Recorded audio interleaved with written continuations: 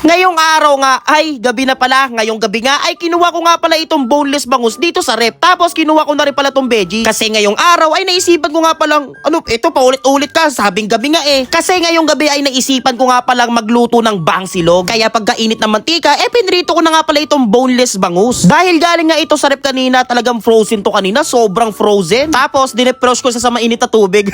Kaya yan yung kinalabas, durug-durug siya pag niluto mo. Pero ayos lang yan eh, ako lang naman kakain neto eh. Tinan mo naman yung nangyari sa boneless bangus, durug-durug na oh. Grabe, napakalambot ng laman guys. Kita nyo yung buntot ng bangus no, talagang natanggal. Ito, natanggal din yung ulo. Habang nagpiprito nga ako dito ng bangus may nakita nga pala ako dito nagpa-fireworks. Kapag nakakakita talaga ako ng fireworks talagang sobrang saya ng pakiramdam ko. Mga 3 minutes nga lang guys magbabrown na pala yung bangus no. Pag nagganyan na, luto na yan syempre. Huwag mo hintaying masunog at magdurog-durog. Kita mo naman nangyari sa bangus, durog-durog. Pagkatapos ko nga pala magprito dito ng bangus nagprito na rin pala ako dito ng itlog. Nilagyan ko nga pala ng cheat code tsaka ng chili flakes. Ganitong luto okay na nga pala yan. Kaya kukunin na natin dito sa kawali. Ba't mo naman scramble yan? Pinrito mo pa ng buo kanina. Maglagay ulit tayo ng mantika tapos magpiprito ulit tayo ng itlog. Sana ma-perfect na to. Ay, nadurog na naman. Kaya nung nadurog yung gilid halu-haluin na lang ulit natin no. Ayan, scramble mo na ulit yan. Naglagay nga pala ulit ako dito ng mantika kasi magpiprito pala ulit ako dito ng itlog. Kaso nasira yung kulay dilaw. Ano ba yan? Scramble mo nga ulit. Ayan, hinango na natin yung mga reject na itlog Kapag ayan, hindi pa perfect nako, i-scramblein ko ulit yan. Ibang spatula na nga pala yung gamit ko dito guys. Ayan. Para hindi madurog yung gilid niya. Quiz Charlie, ingatan mo yan. Nako, pang last mo na yan. Ayun, may perfect na rin ako na nagawa. Binalik ko nga pala yung mga scramble egg dito sa kawali. Tapos naglagay na rin pala ako dito ng mga veggies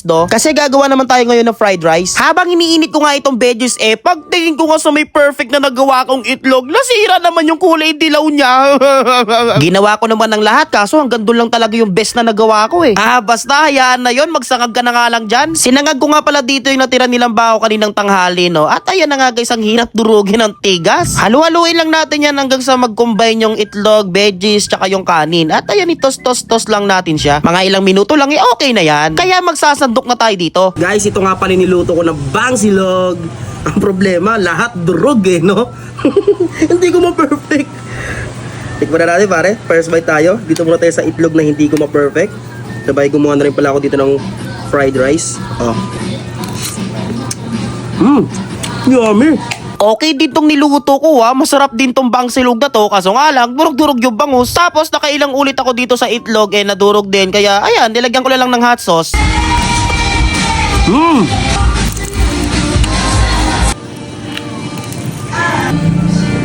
Voice over na natin to. Grabe, napakalakas ng music Baka makapiright tayo doon. Mas masarap talaga tong pritong itlog pag nilagyan mo siya ng hot sauce. Mas trip ko siya kaysa sa ketchup Yan, lagyan natin ng hot sauce yan guys di na ako makapunta sa mga tapsilugan, sa mga silugan. Kaya gumawa na ako ng sarili kong silog meals, bangsilog.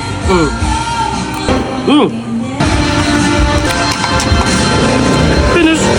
Panalo.